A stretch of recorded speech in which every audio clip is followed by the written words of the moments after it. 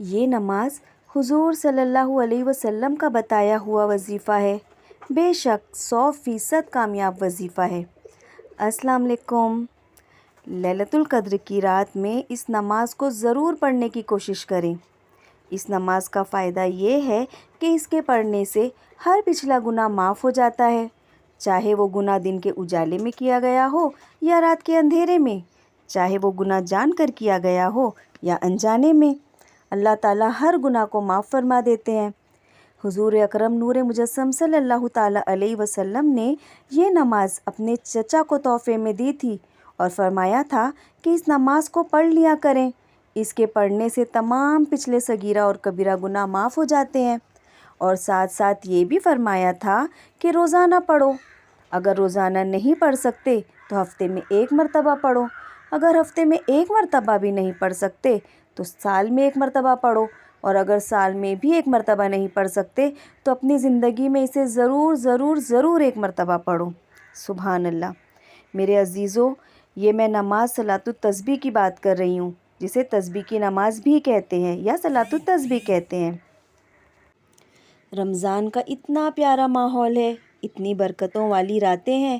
بعض بزرگوں نے تلقین کی ہے کہ اس نماز کو رمضان کے آخری عشرے میں ضرور پڑھ لیا کریں۔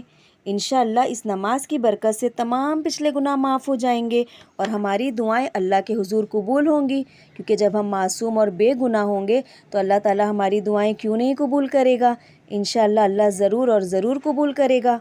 یہ نماز بہت آسان ہے، اس کا طریقہ بھی بہت آسان ہے، اور فضائل اور برکتیں بہت زبردست ہیں، اور میں اب آپ کو اس نماز کا طریقہ بتاتی ہوں۔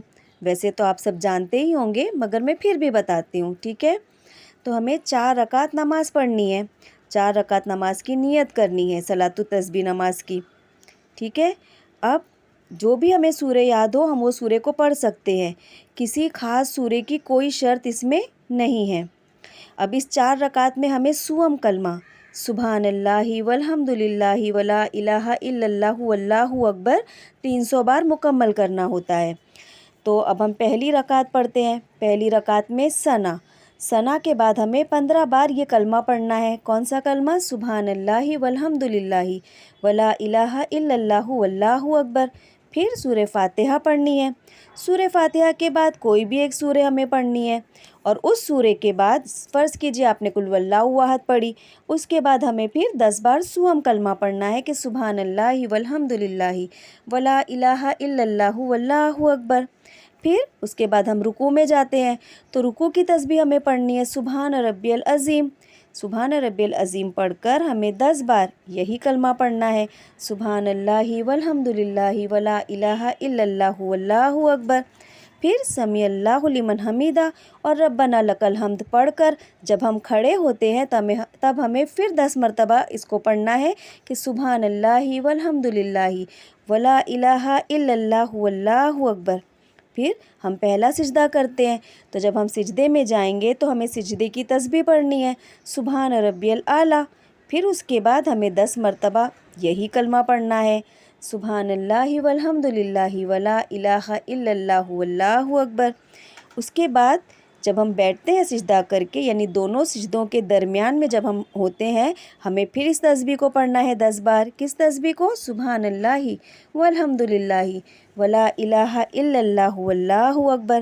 پھر ہم جب دوسرا سجدہ کرتے ہیں تو سجدے کی تسبیح پڑھ کر ہمیں پھر 10 مرتبہ اس کلمے کو پڑھنا ہے سبحان اللہ والحمد للہ ولا الہ الا اللہ واللہ اکبر۔ اس طرح سے ہماری 1 رکعت مکمل ہوتی ہے۔ 1 رکعت میں ہم تقریباً 75 مرتبہ اس کلمے کو پڑھتے ہیں، اور جب 1 رکعت میں 75 مرتبہ پڑھ رہے ہیں تو 4 رکعت میں یہ جو تسبیح ہے یہ 300 بار مکمل ہوتی ہے۔ مگر دھیان رہے کہ دوسری رکعت میں ہم ثنا تو نہیں پڑھتے، تو ہم جیسے ہی کھڑے ہوں گے علم شریف سے پہلے ہمیں 15 مرتبہ اس کلمے کو پڑھنا ہے سبحان اللہ والحمد للہ ولا الہ الا اللہ واللہ اکبر، اور پوری نماز اسی طرح سے پڑھنی ہے جیسے ہم نے پہلی رکعت پڑھی ہے۔ 4 رکعت مکمل کر کے سلام پھیر گڑ گڑا کر رو کر دعائیں مانگے اور اللہ تعالیٰ کو منا لے۔ رمضان تو ہر سال آئے گا، مگر کیا ہم ہر سال ہوں گے رمضان میں اپنے رب کو منانے کے لیے؟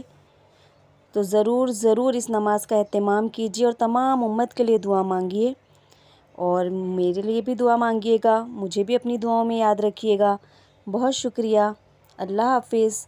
جزاک اللہ خیرن کثیرن کثیرہ۔